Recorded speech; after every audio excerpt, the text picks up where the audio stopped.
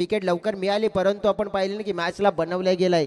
मैदानाच्या आतमध्ये षटकार देखील पडला गेला, मुकेशने आल्या आल्या ठोकला गेला, परंतु मैदानाच्या आतमध्ये राजेश देखील आहेत. 6 आणि 16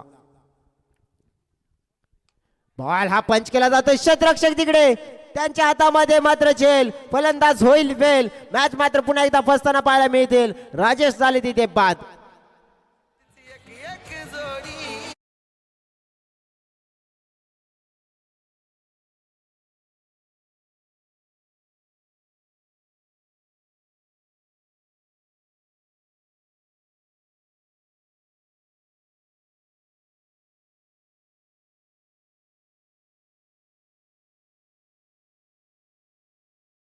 लढल्याशिवाय आपल्याला उडता येत नाहीये.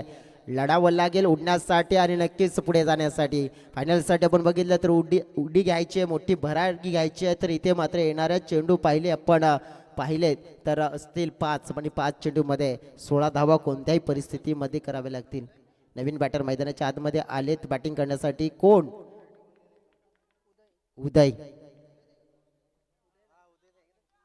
उदय आलेत आणि सूर्योदय नक्कीच आपण बघितला तर करावा लागेल, कारण की सध्या तरी हा सूर्योदय आपण बघितला, हा सूर्यास्त होत आहे, पण नक्कीच आपल्या संघाला मात्र तारण्याचा सूर्योदय करावा लागेल उदय यांना. सध्या तरी आपण पाहू शकतो की षटकारांची हॅट्रिक, चौकारांची हॅट्रिकसाठी देखील पारितोषिक आहे. हा फटका मात्र खेचण्याचा प्रयत्न, पुन्हा एकदा झेल निर्माण झालाय. विकेट किपर फेम मध्ये आले, पुन्हा एकदा आपण पाहिले विकेट डाऊन होताना पाहायला मिळतील. मुकेश सारखे खेळाडू जे नॉन स्ट्राईक एंडकडे आहेत, परंतु त्यांना संधी मिळत नाहीये. सामना जिंकण्यासाठी आपण पाहिले तर चेंडू शिल्लक आहेत 4 आणि 16 धावेची गरज देखील आहे.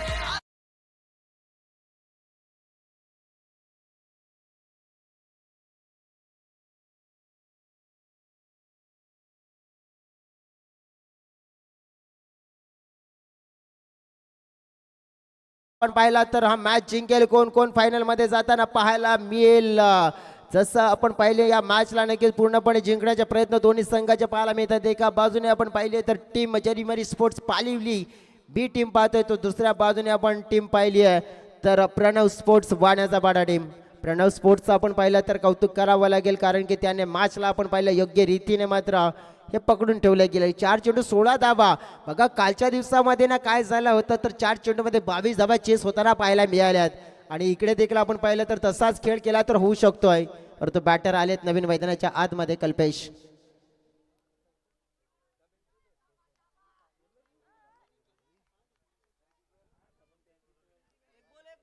चला जाऊया मैदानाच्या आतमध्ये. 16 धावा हव्या आहेत जिंकण्यासाठी. चांगला फटका खेळावा लागेल, चांगली बॅटिंग करावं लागेल. समोरच्या दिशेने ओव्हर पिच आणि कॅच पकडली जाईल, आणि सलग आपण पाहिले तर 3 विकेट आणि विकेटची हॅट्रिक्स मात्र पूर्ण केली आहे गोलंदाज कल्पेश या गोलंदाजाने.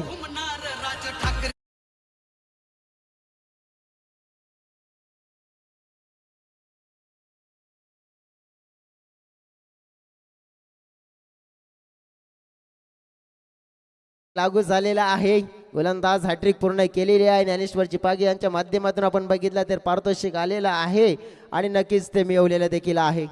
विकेटची हॅट्रिक्स पूर्ण केलेली आहे आणि जवळजवळ मॅच मात्र देखील फसलेली आहे. मैदानाच्या आतमध्ये आता नवीन बॅटर आलेत बॅटिंग करण्यासाठी वैभव धावडे, परंतु ज्याप्रमाणे आपण बघितलं की चेंडू शिल्लक असतील, आपण पाहिले डोळ्याच्या समोर तर 3 चेंडू आणि 16 धावा. इकडे आपण पाहिलं तर धावा यायला हव्या होत्या, तिकडे मात्र विकेट चाललेत आणि त्यामुळेच आपण पाहिलं तर थोडंसं प्रेशर वाढलं गेलंय. बॉलिंग ट्रॅकवर पुन्हा एकदा गोलंदाज Kalpesh. Shot off the line, पुलचा फटका, परंतु पाहिलं क्षेत्ररक्षक पुन्हा एकदा तिकडे, आणि जवळजवळ 4 चेंडू मध्ये 4 विकेट.